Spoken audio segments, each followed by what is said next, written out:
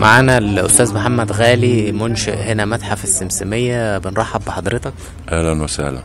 يعني عايزين بقى نتعرف على حضرتك، وإيه حكاية المتحف وحكايتك أنت شخصيا. اعرفك بنفسي الاول. محمد غالي، مواليد بورسعيد، وحصل على دبلوم صنايع سنة 84 قسم نجارة أساس.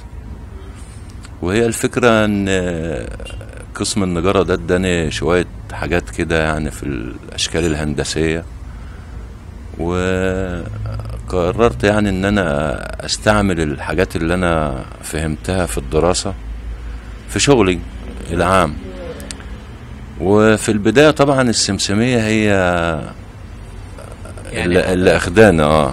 حضرتك اللي بدأت هنا يعني الفكرة دي، ولا يعني ابتدى حبك للسمسمية امتى؟ هو حب للسمسمية من واحنا في الهجرة.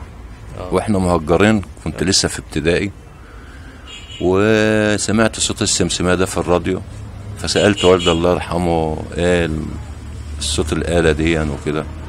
فقال لي ان دي السمسمية بتاعت بورسعيد ومدن القناة، فهي كانت بتغني حاجة عن الحرب وكده، فعلقت معايا يعني. فلما خدت الدبلوم، وانا في الدبلوم اول حاجة عملتها السمسمية، يعني حبيت ان يبقى عندي سمسمية صنعها بقى بالظبط كده. فجبت طبق من البيت من المطبخ بتاع الحاجة، وشدت عليه جلد زي السمسمية القديمة، وعملت سمسمية رغم ان انا ما بعرفش اعزف عليها، بس هي طلعت صوت وبقى عندي سمسمية. ومع التطور بقى يعني مع الايام، يعني بعد انا ما اشتغلت فكذا شغلانة، في النهاية برضو رجعت لصناعتي الاساسية اللي هي النجارة.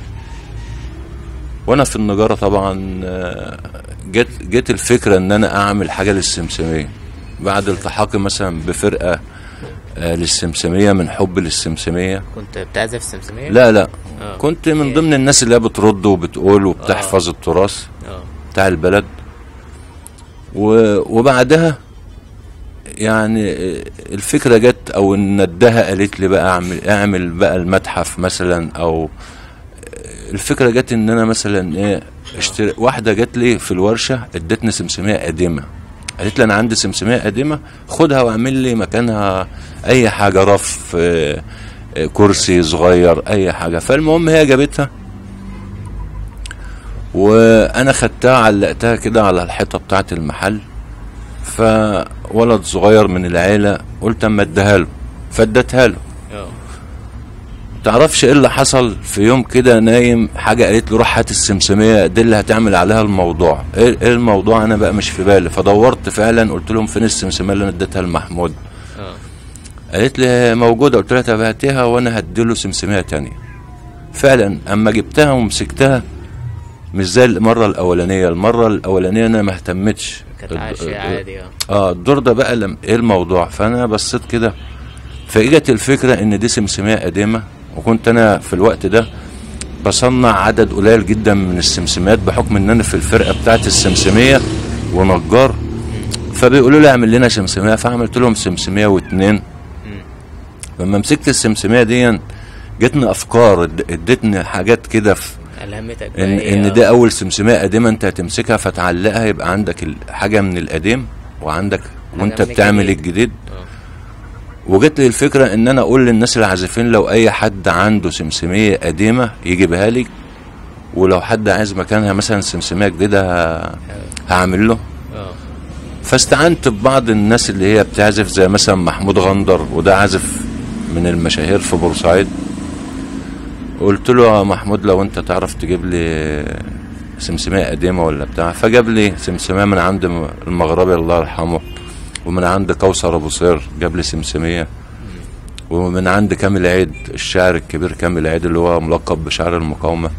وبدأت اجمع حوالي 5-6 سماسم قدام جدا، حاجة مثلا من 56 وحاجة من السبعينات.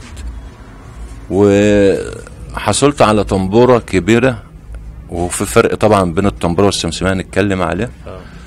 جبتها من حسن ابو صالح رحمة الله عليه، وده كان هو ماسك الفرقة بتاعت قصر الثقافة للسمسمية. ومجال السمسمية هو اللي خلاني يعني اخد فكرة زيادة، والاغاني كمان القديمه بتاعت التراث هي اللي حببتني كمان في الآلة اكتر. لان الآلة زي ما احنا عارفين هي ما تقتصرش على بورسعيد بس، هي موجوده منطقة القناة، يعني هي موجودة في السويس والبحر الأحمر، إسماعيلية والسويس والبحر الأحمر، وفي غارب، وتنزل تحت كمان في الجنوب لغاية السودان في سمسمية. لكن هي جت في بورسعيد طبعا كلنا عارفين مع عبد الله كبربر اللي هو كان عازف طنبورة، واللي هو علم أبو خلف اللي علم كل العازفين بتوع بورسعيد. يعني أبو خلف اتعلم من عبد الله كبربر، وهو اللي علم الجيل اللي هو مثلا جيل الستينات. الناس اللي هي في الستينات. نرجع مرجعنا للسمسمية نفسها. السمسمية ظهرت في بورسعيد ايام الحفر، لما هم بعد ما يخلصوا حفر وبتاع بالليل يقعدوا يعملوا قعدة سمر، لدرجة ان هي الاغاني اللي كانت في السمسمية تخص الناس السمر اللي هم اصلا اهل السمسمية، علشان جيريكو، علشان جيريكي، الحاجات اللي هي ايه، الحاجات اللي شبه السوداني كده او شبه النوبي. فهي كانت الطنبورة اصلها طبعا، الطنبورة بتفرق عن السمسمية ان هي كبيرة في الحجم.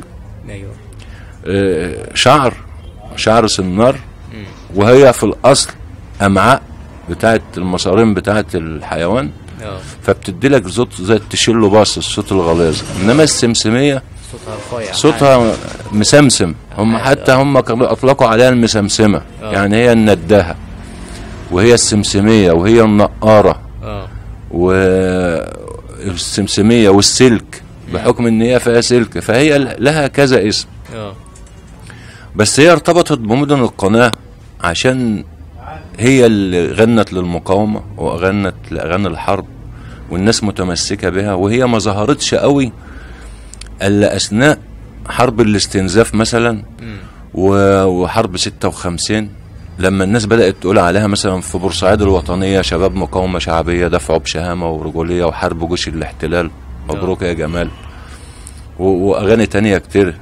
يعني اغاني عن الحرب وعن الوقت اللي كان فيه، لان هي السمسمية هي اللي بتقول الناس دي ظروفها ايه او مثلا وعيشتهم ايه.